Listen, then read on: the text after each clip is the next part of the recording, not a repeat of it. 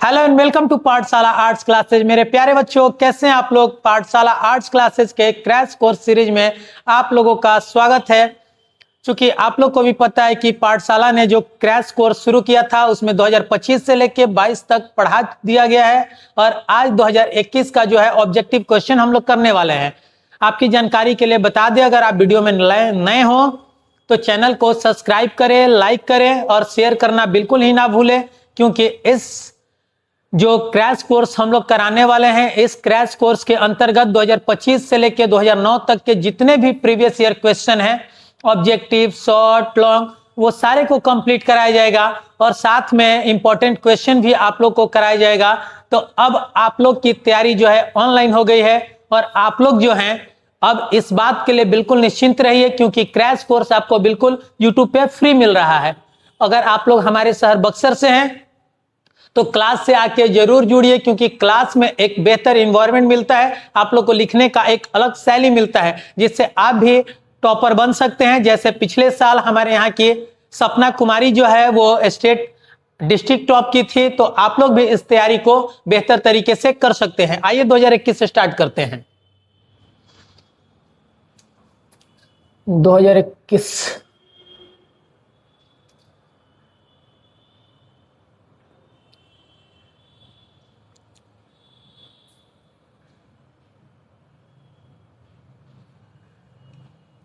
बहुत पॉइंट पे आते हैं। भारतीय योजना आयोग को कब समाप्त कर दिया गया था? प्लानिंग कमीशन को कब समाप्त कर दिया गया था? तो वो प्लानिंग कमीशन को जो है 2014 में समाप्त कर दिया गया था और प्लानिंग कमीशन को खत्म करके नीति आयोग लाया गया था। NITI, नीति मतलब होता है national institute for transforming India, और इसे 2015 में लाया गया। तो आप ये बात हमेशा याद रखिएगा कि नीति आयोग कब आया भारत में, या नीति आयोग का गठन भारत में कब किया गया, तो 2015। योजना आयोग को कब समाप्त किया गया, तो 2014।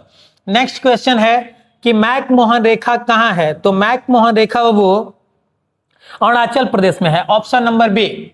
नेक्स्ट की तरफ हम लोग बढ़ जाते हैं।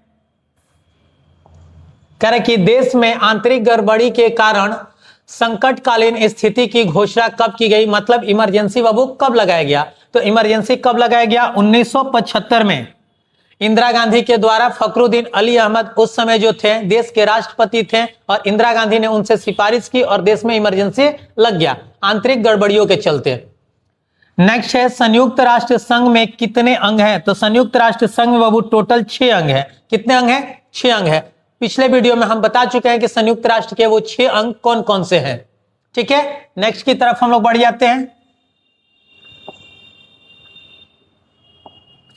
करें कि संयुक्त राष्ट्र संघ के तत्वाधान को निशस्त्रीकरण आयोग कब बना? तो निशस्त्रीकरण आयोग की बात कर रहे हो बाबू, तो निशस्त्रीकरण आयोग ऑप्शन नंबर बी 1952 में बना। नेक्स्ट की तरफ हम लोग बढ़ जाते हैं। नेक्स्ट है अखिल भारतीय किसान कांग्रेस की स्थापना किसने की? तो अखिल भारतीय किसान कांग्रेस की स्थापना बाबू अगर ऑप्शन के अनुसार देखेंगे तो राजेंद्र प्रसाद लगाएंगे, नहीं तो एक्चुअल में होगा स्वामी सहजानंद सरस्वती। नेक्स्ट की तरफ हम लोग बढ़ते हैं। नेक्स्ट है कि विश्व एड्स दिवस कब मनाया गया? वर्ल्ड एड्स, तो ये जो हो जाएगा 1 दिसंबर को हो जाएगा, ऑप्शन नंबर 1। कह रहे कि सर्वप्रथम किस राज्य में महिलाओं को पंचायत में प्रधान पद हेतु आरक्षित स्थान दिया गया? तो बाबू सबसे पहले ऑप्शन नंबर सी बिहार में। कब किया गया? तो 2006 में। कितना परसेंट? तो 50% महिलाओं के लिए आरक्षण किया गया। नेक्स्ट क्वेश्चन की तरफ अब हम लोग बढ़ जाते हैं। नेक्स्ट है कि इस्राइल किस देश के राष्ट्रपति थे?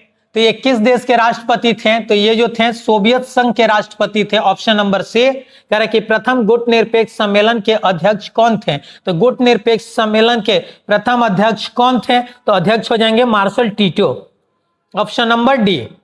नेक्स्ट की तरफ हम लोग बढ़ जाते हो। वो नेक्स्ट है किसने कहा था कि राजनीतिक मूल्यों का प्राधिकृत विनिधान है जो किसी समाज में बाध्यकारी होते हैं? तो इसको कहने वाले थे बाबू डेविड स्टर्न। इसका आंसर हो जाएगा बी, प्राचीन यूनान में राज्य का क्या रूप था? तो प्राचीन यूनान में बाबू राज्य का जो रूप था राष्ट्रीय राज्य था। Option number C. नेक्स्ट की तरफ बढ़ जाते हैं। करेक्ट, किसे किसी सत्ता के सिद्धांतवादी माना जाता है? तो बाबू हीगल को जो है सत्ता का सिद्धांत शास्त्री माना जाता है। Option number B. नेक्स्ट है पॉलिटिक्स नामक पुस्तक के लेखक कौन है? तो पॉलिटिक्स नामक पुस्तक के लेखक बाबू ऑप्शन नंबर बी अरस्तु हैं। कौन से? अरस्तु है। एक बात और बता देते हैं बाबू, इसमें मैक्सिमम जो क्वेश्चन है वो 11th क्लास से है, तो आप लोग ये देख के मत घबराइएगा कि जो पॉलिटिक्स का ये वाला जो क्वेश्चन है कि जैसे सिद्धांत शास्त्री किसे माना गया, पॉलिटिक्स नामक पुस्तक किसे के लेखक कौन है, ऐसे अगर 10-12 भी क्वेश्चन रहते हैं तो इसे एकदम बिल्कुल इग्नोर करना है, क्योंकि आपके एग्जाम में टोटल 100 क्वेश्चन आता है, उसमें से सिर्फ 50 करना है। तो इसके चक्कर में ये नहीं कि आप राजनीतिक सिद्धांत 11th का बुक जाके पढ़ने लगिएगा, सिर्फ 11th का संविधान वाला बुक पढ़ना है, बाकी नहीं पढ़ना है। अगर आपने नहीं पढ़ा है तब की बात कह रहे हैं, ये नहीं कि आप पीछे चले जाइएगा और वो बुक पढ़ने लगिएगा। समय बर्बाद नहीं करना है, क्योंकि 100 में सिर्फ आपको 50 क्वेश्चन करना है। और किसी किसी एग्जाम में 5-6 क्वेश्चन ऐसा डाल दिया तो इसका मतलब ये नहीं कि आप जाके माथा फोड़ने लगिएगा। चले नेक्स्ट की तरफ बढ़ जाते हैं। वो तो दिया था इसलिए हम बता दिए। नेक्स्ट है किसने कहा कि मुझे स्वतंत्रता दो या मुझे मरने दो? तो किसने कहा था? ये बात बाबू रूसो ने कहे थे। कौन कहा था? रूसो ने कहा था। कह रहा कि किसने कहा कि मनुष्य जन्म से स्वतंत्र है किंतु हर जगह बेड़ियों में जकड़ा हुआ है? तो ये बात किसने कहा था? तो लॉक ने कहा था। Option number B. नेक्स्ट की तरफ हम लोग बढ़ जाते हैं। नेक्स्ट है निम्न में से कौन मार्क्सवादी विचारधारा से संबंधित नहीं है? तो मार्क्सवादी विचारधारा से कौन संबंधित नहीं है बाबू? तो मार्क्सवादी विचारधारा जो है एक समाजवादी विचारधारा है, तो मार्क्सवादी विचारधारा से कौन संबंधित नहीं है? ऑप्शन नंबर ए पूंजीवाद समाज। ठीक है, नेक्स्ट की तरफ हम लोग बढ़ते हैं। लेखक कौन है? Sorry, A grammar of politics के लेखक कौन है? तो ए ग्रामर ऑफ पॉलिटिक्स के लेखक जो है बाबू option number B H.J. Laski. कौन है बाबू? H.J. Laski, option number B. Next की तरफ हम लोग बढ़ते हैं। कह कि भौतिक समानता का अर्थ है, भौतिक समानता का बाबू अर्थ क्या है? तो भौतिक समानता का अर्थ है वैधानिक समानता वितरण। हाँ, भौतिक समानता का अर्थ है बाबू वैधानिक समानता, ठीक है ना, legal equality. Option number D. Next की तरफ हम लोग बढ़ते हैं। किस सिद्धांत के अनुसार वर्ग विहीन समाज में ही न्याय उपलब्ध हो सकता है? तो किसके सिद्धांत के अनुसार जो है वर्ग विहीन वो समाज जहां पे कोई वर्ग ना हो तभी वहां पे न्याय जो है उपलब्ध हो सकता है? तो ये बात किसने कही? तो इसका हो जाएगा ऑप्शन नंबर बी मार्क्सवादी, मार्क्सवादी सिद्धांत के अनुसार।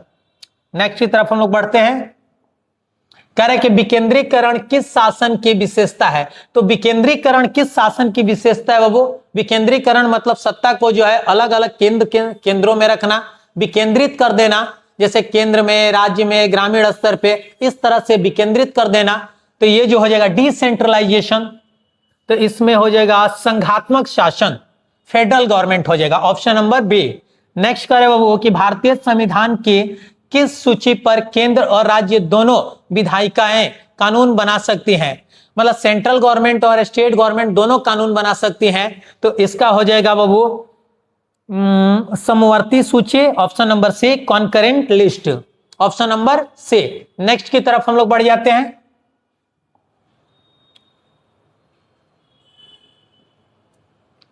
कह रहा है कि दक्षेस का पहला सम्मेलन किस देश में हुआ? तो वो 50 बार ये क्वेश्चन आ रहा है कि दक्षेस का पहला सम्मेलन जो है किस देश में हुआ? तो दक्षेस का पहला सम्मेलन जो है बांग्लादेश के ढाका में हुआ, ऑप्शन नंबर बी। कह रहे कि नगर निगम स्थापित होने के लिए कम से कम जनसंख्या कितनी आवश्यक है? तो 5 लाख है, तो इसका ऑप्शन नंबर हो जाएगा सी। ठीक है, नेक्स्ट की तरफ हम लोग बढ़ जाते हैं।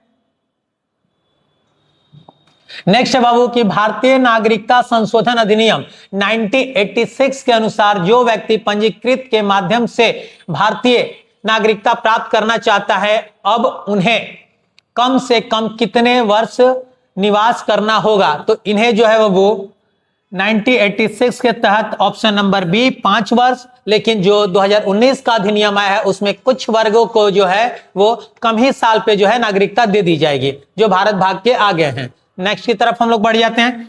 हमारी नियोजन व्यवस्था किस विचारधारा पर आधारित है? नियोजन में वो प्लानिंग, हमेशा बताते हैं नियोजन मतलब प्लानिंग, आप समझिएगा। तो कह रहे कि हमारी नियोजन व्यवस्था किस विचारधारा पर आधारित है? तो हम लोग जो है पंचवर्षीय योजना चला रहे थे, वो किस विचारधारा पर आधारित थे?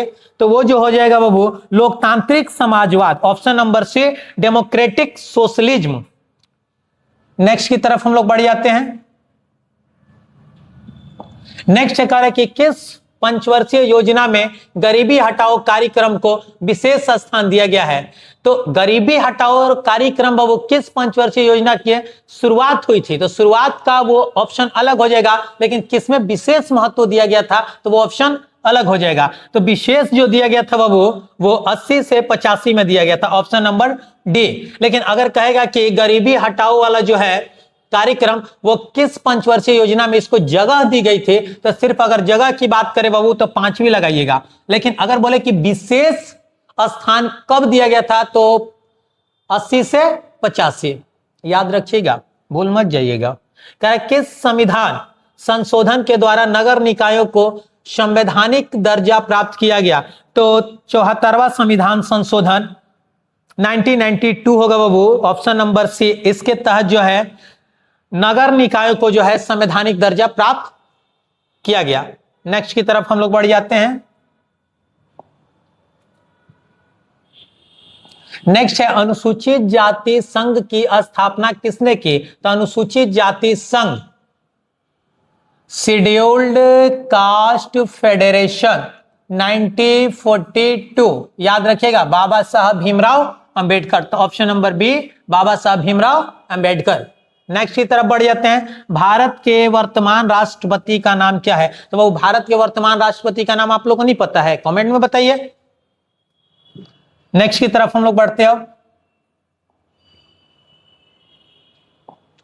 कह रहे कि प्राकृतिक न्याय का सिद्धांत निम्न में से किस तत्व पर बल देता है? तो प्राकृतिक न्याय का सिद्धांत वो विवेक पर बल देता है। किस पे बल देता है? विवेक पे। नेक्स्ट है कह रहे कि न्याय व्यवस्था को सुरक्षित रखने में किस तत्व की सर्वाधिक महत्वपूर्ण भूमिका होती है? तो न्याय व्यवस्था को जो बाबू है वो सुरक्षित रखने के लिए आपको जो है लिखित संविधान, प्रभावी विधिक एवं न्यायिक व्यवस्था, हाँ बिल्कुल, ऑप्शन नंबर सी। अगर आपके पास लीगल और जस्टिस सिस्टम नहीं है तो वो प्रभावी तरीके से आप नहीं कर पाएंगे, तो इसका ऑप्शन नंबर हो जाएगा सी। नेक्स्ट की तरफ हम लोग बढ़ जाते हैं। कह रहे निम्न में से कौन सा अधिकार अभिव्यक्तिकरण की स्वतंत्रता पर बल देता है? अभिव्यक्तिकरण की, एक्सप्रेशन की स्वतंत्रता पर बल देता है। तो एक्सप्रेशन की स्वतंत्रता पे कौन बल देता है? वो सामाजिक अधिकार, राजनीतिक अधिकार, आर्थिक अधिकार, नैतिक अधिकार। निम्न में से कौन सा अधिकार अभिव्यक्तिकरण की स्वतंत्रता पर बल देता है? तो अभिव्यक्तिकरण की स्वतंत्रता पे बाबू ऑप्शन नंबर बी, राजनीतिक अधिकार लगाइएगा। हो सकता है इसमें थोड़ा बहुत डाउट है, आप लोग एक बार चेक करके जरूर बताइएगा। कह रहे कि किसने कहा था कि कानून के बल के बिना अधिकार एक शब्द की तरह है जिसे मनुष्य की कोई सुरक्षा नहीं हो सकती है? तो ये था Thomas Hobbes, option number B. हम फिर से बोले बाबू, अगर इस टाइप का क्वेश्चन आए कि ये कथन किसने कहा था, वो कथन किसने कहा था, तो ज्यादा घबराना नहीं है कि बारे बाप रे एग्जाम में यही सब क्वेश्चन आएगा। पॉलिटिकल थ्योरी मत उठा के पढ़ने लगेगा 11th क्लास वाला, उसी से क्वेश्चन आ रहा है। आप क्या कीजिएगा कि इस सब क्वेश्चन को इग्नोर कीजिएगा। मुश्किल से अगर 5 क्वेश्चन पूछ ही देता है 100 क्वेश्चन में, फिर भी 95 क्वेश्चन आपके पास बचता है, और 95 क्वेश्चन में से सिर्फ आपको 50 करना है, तो घबरानी नहीं है। चले नेक्स्ट की तरफ बढ़ते हैं। नेक्स्ट है 1948 में संयुक्त राष्ट्र संघ ने कौन सी घोषणा अपनाई? तो 1948 में संयुक्त राष्ट्र संघ ने मानव अधिकारों की सार्वभौमिक घोषणा को अपनाई, और ये कब अपनाई? तो 10 दिसंबर 1948, ऑप्शन नंबर ए। कह रहे कि नेक्स्ट, अधिकारों की सामाजिक उपयोगिता का सिद्धांत किसने प्रतिपादित किया? तो अधिकारों की सामाजिक उपयोगिता का सिद्धांत जो है वो किसने प्रतिपादित किया? तो हो जाएगा H.J. लॉस्की। क्या हो जाएगा? H.J. लॉस्की। नेक्स्ट क्वेश्चन की तरफ हम लोग बढ़ जाते हैं। कह रहे कि अधिग्रहणात्मक व्यक्तिवाद की अवधारणा किसके चिंतन में निहित है? तो इसका आंसर हो जाएगा बी, हॉब्स व ग्रीन। फिर से बोल रहे हैं, ऐसे क्वेश्चन से घबराना नहीं है। हाँ, पॉलिटिकल थ्योरी नहीं पढ़ना है। नेक्स्ट कह रहा है कि नागरिक गणतंत्रवाद का सूत्र किसने प्रतिपादित किया? तो नागरिक गणतंत्रवाद का जो सूत्र है रूसो ने प्रतिपादित किया। देखिए पॉलिटिकल थ्योरी से कंटिन्यू क्वेश्चन आ रहा है 11th वाले। कह रहा है कि नागरिक निष्क्रियवाद पदबंध किसने प्रतिपादित किया? तो ये जो थे गिडेस ने प्रतिपादित किया। नेक्स्ट है कि किसने कहा था कि धर्म लोगों के लिए अफीम है? तो धर्म लोगों के लिए अफीम है, मार्क्स ने बोला था, ऑप्शन नंबर बी। फिर से बोले घबराना नहीं है। ये सब क्वेश्चन आ रहा है तो एक दिन आ गया, इससे इतना बेचैन नहीं हो जाना है। विधान परिषद के अध्यक्ष को क्या कहा जाता है? तो वो विधान परिषद के अध्यक्ष को जो है वो सभापति कहा जाता है, ऑप्शन नंबर ए। जैसे राज्यसभा के अध्यक्ष को जो है सभापति कहा जाता है, उसी तरह से विधान परिषद के, विधानसभा नहीं कह रहे वो विधान परिषद कह रहा है, तो विधान परिषद के अध्यक्ष को क्या कहा जाता है? लेजिस्लेटिव काउंसिल, तो उसका हो जाएगा सभापति, चेयरमैन। राज्य विधान मंडल में विधान परिषदों को जाना जाता है। राज्य विधान मंडल की बात करें, राज्य विधान मंडल में बाबू 2 हाउसेज, एक हो जाएगा विधानसभा और एक विधान परिषद। तो विधान परिषद जो है अपर हाउस है, जबकि विधानसभा जो है वो लोअर हाउस है, एक उच्च सदन और एक निम्न सदन। तो ये क्या हो जाएगा? विधान परिषद की बात कर रहे हैं तो ये उच्च सदन हो जाएगा। इसमें दे रहा है हाँ बड़ा सदन, नहीं बड़ा सदन नहीं लगाएंगे हम लोग, ये लगाएंगे उच्च सदन लगाएंगे, अपर हाउस। नेक्स्ट की तरफ बढ़ जाते हैं। कह रहा है कि बिहार विधान परिषद में सदस्यों की संख्या कितनी है? परिषद में सदस्यों की संख्या कितनी है बाबू? जिसको हम लोग एमएलसी बोलते हैं। तो बिहार विधान परिषद में कुल सदस्यों की जो संख्या है कितनी है? तो वो डी, ऑप्शन नंबर 75। 243 जो है बाबू ये जो है बिहार विधानसभा में है, ये विधान परिषद की बात कर रहा है, ऑप्शन नंबर डी 75। कह रहे कि विधानसभा की बैठकों में गण पूर्ति के लिए कम से कम सदस्यों की उपस्थिति आवश्यक है। कभी कभी सुनते हैं ना आप लोग कि किसी पूजा पाठ में कहा जाता है कि कम से कम 5 आदमी हाथ धला, तो 5 आदमी हाथ धला मतलब गण पूर्ति कर द, इतना जरूरी बड़ुए। तो इतना जरूरी बड़े बाबू, तो इसके लिए गण पूर्ति के लिए कितने लोग होना आवश्यक है? तो ऑप्शन नंबर ए 1/10। नेक्स्ट की तरफ हम लोग बढ़ जाते हैं। कह रहे कि एक साल में विधानसभा के कितने अधिवेशन आवश्यक हैं? तो एक साल में विधानसभा के बाबू या फिर लोकसभा के 2 आवश्यक हैं, क्योंकि 6 महीने से अधिक नहीं होना चाहिए। तो 6 दूना के 12, तो 2 से 2 कम से कम 2। तो कह रहे कि अधिवेशन आवश्यक हैं, तो ऑप्शन नंबर ए 2 अधिवेशन।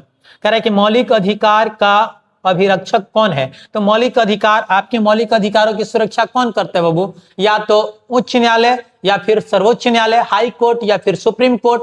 इसमें ऑप्शन क्या दे रहा है देख लेते हैं। सर्वोच्च न्यायालय दे रहा है, तो ऑप्शन नंबर बी ठीक है।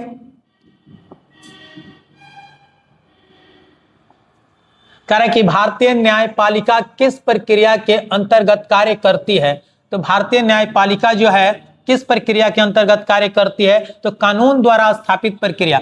बाबू भारतीय न्यायपालिका बिना कानून के कुछ नहीं कर सकती है। जब कानून बन जाएगा तो उसी कानून के अनुसार उसको काम करना है। कानून बनाने का काम न्यायपालिका का बिल्कुल नहीं है। कानून बनाने का काम जो है विधायिका का है। आप बिहार का एग्जाम्पल देख लीजिए, जब बिहार विधानसभा ने कानून नहीं बनाया था, बिहार विधानमंडल बोल लेते हैं, बिहार विधानमंडल ने कानून नहीं बनाया था शराबबंदी पे, तो सब कोई शराब पी रहा था, कोई दिक्कत नहीं हो रहा था। लेकिन जैसे ही वो कानून बना दिया, उस कानून के अंतर्गत देखिएगा कि यहाँ की न्यायपालिका जो है सजा दे देती है। तो हम लोग इस बात को हमेशा याद रखेंगे कि कानून द्वारा स्थापित प्रक्रिया के अनुसार ही भारतीय न्यायपालिका काम करती है। कानून बनाने का काम न्यायपालिका का नहीं है, कानून बनाने का काम विधायिका का है। ठीक है, याद रखिएगा। और न्यायपालिका का काम सिर्फ बने हुए कानून पर फैसला देना। नेक्स्ट, उच्च न्यायालय के न्यायाधीश की सेवानिवृत्ति की आयु क्या है? तो उच्च न्यायालय के न्यायाधीश की बाबू सेवानिवृत्ति की मतलब रिटायरमेंट की जो एज है 62 ईयर, जबकि सर्वोच्च न्यायालय सुप्रीम कोर्ट के न्यायाधीश के 65 ईयर। याद रखिएगा। नेक्स्ट की तरफ हम लोग बढ़ जाते हैं। कह रहे बाबू कि भारतीय न्यायपालिका का शीर्ष न्यायालय कौन सा है? तो भारतीय न्यायपालिका का शीर्ष न्यायालय सुप्रीम कौन सा है? तो सुप्रीम कोर्ट। सर्वोच्च न्यायालय, उच्च नहीं, सर्वोच्च। Option number B. करेक्ट कि तो वो भारतीय संविधान के किस अनुच्छेद में भारत को राज्यों का संघ घोषित किया गया है? तो भारतीय संविधान के प्रथम अनुच्छेद में भारत को राज्यों का एक संघ घोषित किया गया है और इस आर्टिकल के तहत भारत जो राज्यों का एक संघ है, इसमें टोटल उस समय 14 राज्य और 6 केंद्र शासित प्रदेश घोषित किए गए थे। ठीक है ना। इंडिया अर्थात भारत ऐसे लिखा गया है फर्स्ट में। नेक्स्ट की तरफ हम लोग बढ़ जाते हैं।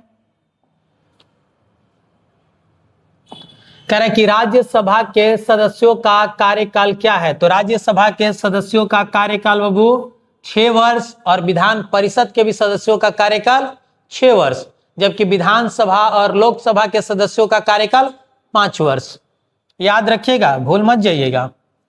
कह रहे कि दोनों सदनों की संयुक्त बैठक की अध्यक्षता कौन करते हैं? तो दोनों सदन, लोकसभा और राज्यसभा के सदनों की बैठक की अध्यक्षता जो है लोकसभा अध्यक्ष करते हैं, जबकि ये बैठक बुलाता कौन है? तो राष्ट्रपति। क्यों बुलाए जाते हैं बाबू? तो अगर किसी मुद्दे, कोई ऐसा कानून बनाना हो जिसपे जो है मुद्दा फंस जाए, राज्यसभा और लोकसभा में जो है कॉन्फ्लिक्ट हो जाए, दोनों में विवाद हो जाए, तो राष्ट्रपति क्या करता है कि कुछ विशेष अवसरों पे जो है दोनों को बुलाता है, लोकसभा और राज्यसभा को एक साथ। लेकिन इसकी अध्यक्षता कौन करते हैं? तो लोकसभा के अध्यक्ष। Option number C. नेक्स्ट की तरफ हम लोग बढ़ जाते हैं। कह रहे कि नई अखिल भारतीय सेवाएं स्थापित करने की दृष्टि से विशेष महत्व किसका है? तो नई अखिल भारतीय सेवाएं स्थापित करने की दृष्टि से विशेष महत्व किसका है? तो ये हो जाएगा बाबू राज्यसभा। कह रहे कि संसद के प्रस्ताव लोकसभा विधानसभाओं के लिए नहीं, राज्यसभा के प्रस्ताव। इसका ऑप्शन नंबर हो जाएगा ए। कह रहे कि प्राक्कलन समिति के सदस्य कौन होते हैं? तो प्राक्कलन समिति में बाबू टोटल 30 मेंबर होते हैं और इसके जो सदस्य होते हैं लोकसभा से जाते हैं। टोटल सदस्य कहां से जाते हैं? लोकसभा से। याद रखिएगा। तो इसमें हो जाएगा लोकसभा के सदस्य चुने जाते हैं। Option number B. नेक्स्ट की तरफ हम लोग बढ़ जाते हैं। वो थोड़ा सा अगल बगल से गाना है तो घबराना नहीं है, चुनावी माहौल चल रहा है। विधान परिषद के सदस्यों का कार्यकाल कितने वर्षों का होता है? विधान परिषद बाबू, हम फिर से बता रहे, विधान परिषद और राज्यसभा जब जब बोलेगा तो आप 6 साल लगाइएगा, जबकि विधानसभा और लोकसभा बोले तो 5 साल। ठीक है, तो इसका आंसर हो जाएगा बाबू ऑप्शन नंबर बी, 6 वर्ष। कह रहे कि विधान परिषद का सदस्य निर्वाचित होने के लिए कितनी उम्र होनी चाहिए? तो बाबू विधान परिषद और राज्यसभा का सदस्य निर्वाचित होने के लिए 30 साल, जबकि लोकसभा और विधानसभा के सदस्य निर्वाचित होने के लिए 25 साल। तो इसका आंसर हो जाएगा बाबू ऑप्शन नंबर डी, 30 वर्ष। नेक्स्ट की तरफ हम लोग बढ़ जाते हैं। नेक्स्ट है कि भारतीय संविधान में समवर्ती सूची की प्रेरणा कहां से मिली? तो भारतीय संविधान में समवर्ती सूची की प्रेरणा जो है ऑस्ट्रेलिया से मिली। तो ऑप्शन नंबर सी। कह रहा है कि निम्न में से कौन संघ सूची का एक विषय है? तो संघ सूची का मतलब क्या हो? वो विषय जिसपे कानून बनाने का अधिकार सिर्फ और सिर्फ केंद्र सरकार का हो। तो इसमें कौन सा हो जाएगा बाबू? तो डिफेंस, रक्षा। Option number B. नेक्स्ट की तरफ हम लोग बढ़ जाते हैं। नेक्स्ट है कि 42वां संविधान संशोधन के द्वारा समवर्ती सूची में कौन से विषय जोड़े गए? तो 42वां संविधान संशोधन के द्वारा समवर्ती सूची में बाबू फौजदारी विधि, क्रिमिनल लॉ जोड़ा गया। भारतीय संघ में अपशिष्ट शक्तियां किसके पास हैं? तो करे कि भारतीय संघ में अपशिष्ट शक्तियां किसके पास हैं? बाबू आप लोग भी देखे होंगे कि कुछ माँ का काम होता है, कुछ पिताजी का काम होता है, लेकिन कुछ और विशेष काम आ जाता है तो वो पिताजी ही करते हैं। विशिष्ट अगर कोई काम आ जाता है तो पिताजी करते हैं, बड़े लोग ही करते हैं। तो अपशिष्ट शक्तियां केंद्र सरकार के ही पास होता है, याद रखिएगा। तो इसका हो जाएगा राज्यों के पास, नहीं नहीं नहीं नहीं, केंद्र के पास, ऑप्शन नंबर सी। नेक्स्ट की तरफ हम लोग बढ़ जाते हैं। शीत युद्ध के दौरान जर्मनी का एकीकरण किस वर्ष हुआ? तो बाबू जर्मनी का एकीकरण किस वर्ष हुआ? तो जर्मनी की जो दीवार थी उसको 1989 में गिराया गया और जर्मनी का एकीकरण एक साल बाद 1990 में हुआ। तो ऑप्शन नंबर देख लेते हैं। सितंबर, दिसंबर, एक सेकेंड, सितंबर, अक्टूबर, इसमें थोड़ा देख लीजिएगा, हमें लगता है सितंबर 1990। एक बार आप लोग चेक कर लीजिएगा। संयुक्त राष्ट्र संघ के प्रथम महासचिव कौन थे? तो संयुक्त राष्ट्र संघ के प्रथम महासचिव ट्रिग्वे लाई थे। कौन थे बाबू? ऑप्शन नंबर बी, ट्रिग्वे लाई थे। नेक्स्ट क्वेश्चन की तरफ हम लोग थोड़ा बढ़ जाते हैं। नेक्स्ट है ताशकंद समझौता कब हुआ था? तो बाबू ताशकंद समझौता ऑप्शन नंबर सी 1966 में हुआ था, 1965 के भारत पाकिस्तान युद्ध के समझौते के लिए। ठीक है, नेक्स्ट क्वेश्चन की तरफ हम लोग बढ़ते हैं। सर्वोच्च न्यायालय ने किस महत्वपूर्ण निर्णय में कहा कि कोई भी संवैधानिक संशोधन द्वारा हमारे मौलिक अधिकारों में कोई कटौती नहीं की जा सकती है? तो ये केस था बाबू केशवानंद भारती केस 1973 बनाम केरल राज्य। और इस केस में सुप्रीम कोर्ट ने स्पष्ट कर दिया कि जो संसद है वो मौलिक अधिकारों से छेड़छाड़ नहीं कर सकती है और साथ ही भारतीय संविधान का जो मूल ढांचा है उससे भी उसमें ना कोई बदलाव ना उसमें कोई छेड़छाड़ करेगी। नेक्स्ट क्वेश्चन की तरफ हम लोग बढ़, ऑप्शन नंबर इसका सी होगा। नेक्स्ट की तरफ हम लोग बढ़ जाते हैं। नेक्स्ट है संविधान के किस संशोधन द्वारा मौलिक कर्तव्यों को जोड़ा गया? तो संविधान के किस संशोधन द्वारा बाबू? तो ऑप्शन नंबर सी 1976 का 42वां संविधान संशोधन के द्वारा मौलिक कर्तव्यों को जोड़ा गया, फंडामेंटल ड्यूटीज को जोड़ा गया। ठीक है, याद रखिएगा आप लोग। कह रहा है देश की रक्षा करने का कर्तव्य किस कोटि में आता है? तो देश की रक्षा करने का कर्तव्य जो है वो ऑप्शन नंबर सी मौलिक कर्तव्य। सिर्फ फंडामेंटल राइट्स ही क्यों, ड्यूटी भी तो होना चाहिए। तो ऑप्शन नंबर सी। नेक्स्ट की तरफ हम लोग बढ़ते हैं। हाँ, तो वो देखते हैं हम लोग 67 चुनाव अंक कोटा निकालकर मतों की गणना किस प्रणाली के अंतर्गत की जाती है? तो ये किस प्रणाली के अंतर्गत की जाती है बाबू? तो कह रहा है कि अनुपातिक प्रतिनिधित्व प्रणाली। ठीक है ना, ऑप्शन नंबर डी। नेक्स्ट है 68 कैबिनेट के मेहराब की आधारशिला किसे कहा जाता है? तो मेहराब की आधारशिला किसे कहा जाता है, किसे बेस कहा जाता है? कैबिनेट मंत्रियों के। तो कैबिनेट मंत्रियों की जो बेस है वो प्रधानमंत्री को कहा जाता है, ऑप्शन नंबर बी, क्योंकि यही सबको लीड करते हैं। नेक्स्ट की तरफ हम लोग बढ़ जाते हैं। कह रहा है कि राज्यों के शासन में किसे केंद्र का अभिकर्ता कहा जाता है? केंद्र का अभिकर्ता एजेंट किसे कहा जाता है बाबू? राज्यों में केंद्र का एजेंट किसे कहा जाता है? तो राज्यों में केंद्र का जो बहु एजेंट है वो ऑप्शन नंबर डी राज्यपाल, गवर्नर को कहा जाता है। नेक्स्ट आ जाते हैं, राज्यसभा की सदस्यता के लिए कितनी न्यूनतम आयु निर्धारित है? तो राज्यसभा की सदस्यता के लिए फिर से वही राज्यसभा, हम बता चुके हैं आपको कि राज्यसभा और विधान परिषद जब देगा तो आयु 30 साल। तो ऑप्शन नंबर इसमें कौन होगा? बी, 30 साल। नेक्स्ट की तरफ हम लोग बढ़ जाते हैं। करेक्ट, किस विचारक ने युद्ध को क्रूर अनिवार्यता कहा? तो हिगल ने बाबू, ऑप्शन नंबर बी, हिगल ने इसे क्रूर अनिवार्यता कहा। नेक्स्ट है किसने कहा कि शांति कायरो का सपना है? शांति जो है कायरो का सपना है, ये कौन कह सकता है? Mussolini, option number B. Next की तरफ बढ़ जाते हैं हम लोग। कह रहे कि अंतर्राष्ट्रीय शांति तथा सुरक्षा बनाए रखने हेतु 1920 में किस संगठन की स्थापना हुई? भाई बाबू, वर्ल्ड वार फर्स्ट हुआ था, उसके बाद किस संगठन की स्थापना 1920 में हुई? तो इसका आंसर हो जाएगा राष्ट्र संघ। ठीक है ना। नेक्स्ट की तरफ हम लोग बढ़ते हैं। अंतर्राष्ट्रीय अणु ऊर्जा अभिकरण की स्थापना कब हुई? तो अंतर्राष्ट्रीय अणु ऊर्जा अभिकरण की स्थापना जो है वो ऑप्शन नंबर बी 1957 में हुई।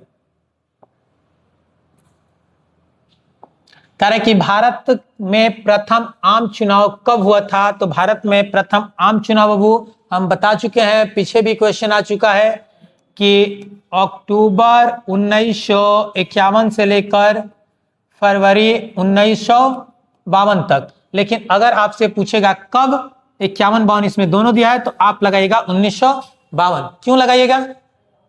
क्योंकि अधिकतर चुनाव के कार्य जो हैं या फिर अधिकतर जगह चुनाव जो है 1952 में हुए थे, इसलिए 1952 का आम चुनाव कहा जाता है, याद रखिएगा। चलिए नेक्स्ट। भारत में नई आर्थिक नीति की शुरुआत कब हुई? तो बाबू भारत में नई आर्थिक नीति की शुरुआत ऑप्शन नंबर बी 1991 में हुई। ठीक है ना। नेक्स्ट की तरफ हम लोग बढ़ जाते हैं।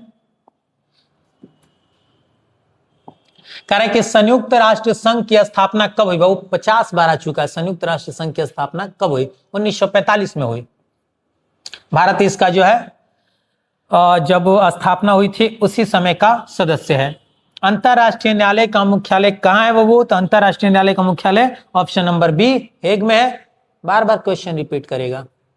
नेक्स्ट की तरफ बढ़ जाते हैं हम लोग।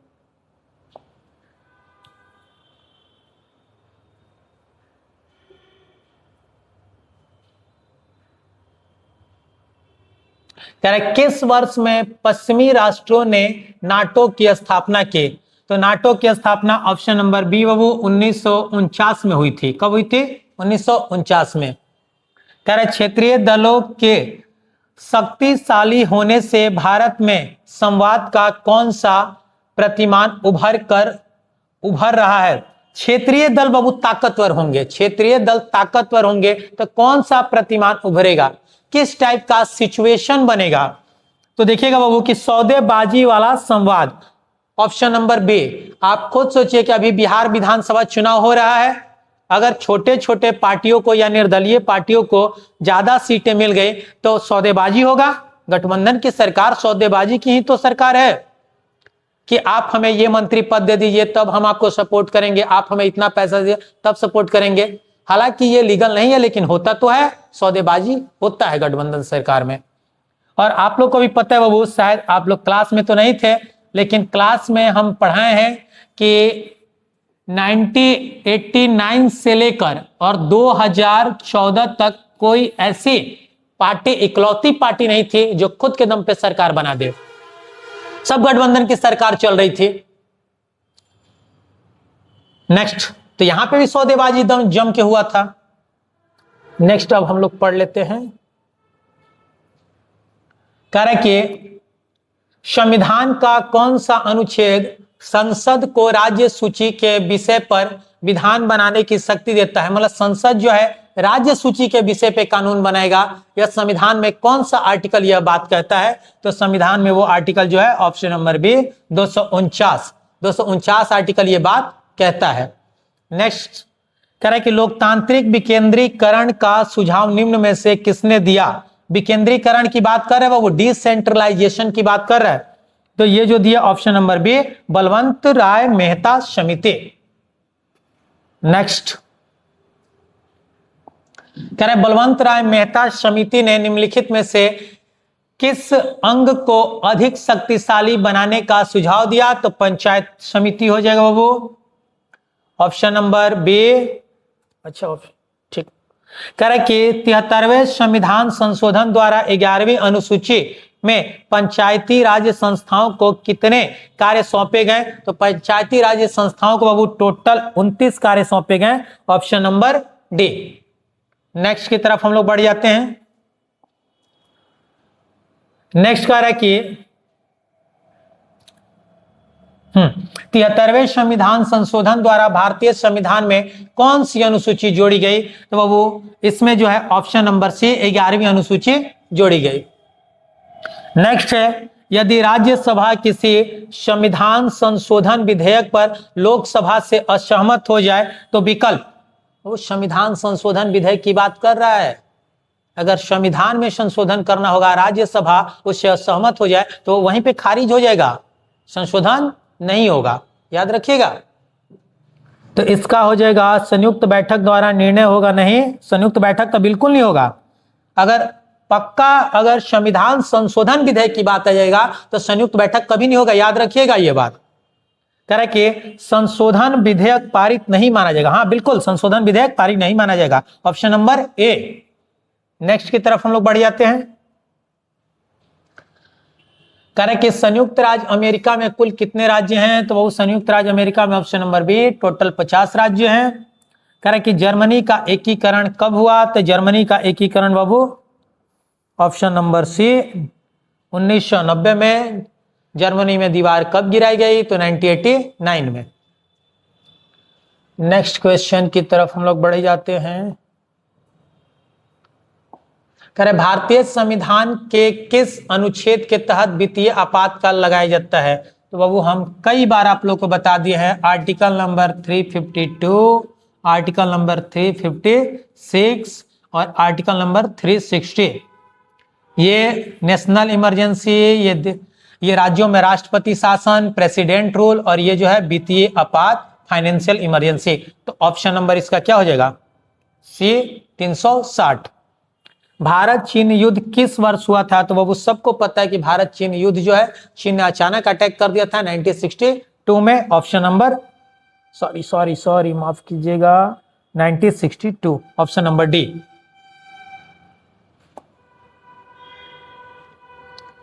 कह रहा है कि भारतीय विदेश नीति का आधार क्या है, तो भारतीय विदेश नीति का आधार देख लेते बाबू, विश्व शांति बिल्कुल है, शांतिपूर्ण सहअस्तित्व यह भी है, पंचशील यह भी है, तो ऑप्शन हो जाएगा ऑप्शन नंबर डी, इनमें सभी, याद रखिएगा। कह रहा है कि परंपरागत सुरक्षा नीति के कौन कौन से तत्व हैं, तो परंपरागत सुरक्षा नीति के बाबू शक्ति संतुलन है, गठबंधन की राजनीति है, सामूहिक सुरक्षा, इनमें भी सभी। इसका भी आंसर बाबू डी हो जाएगा, 93 का आंसर डी, इनमें सभी। नेक्स्ट की तरफ हम लोग बढ़ जाते हैं। कह रहा है कि किसने कहा कि फ्रीडम, स्वतंत्रता हमारा जन्म सिद्ध अधिकार है, बर्थ राइट है, तो बाल गंगाधर तिलक, ऑप्शन नंबर सी, याद रखिएगा। संविधान के किस आर्टिकल अनुच्छेद द्वारा बंदी व्यक्तियों को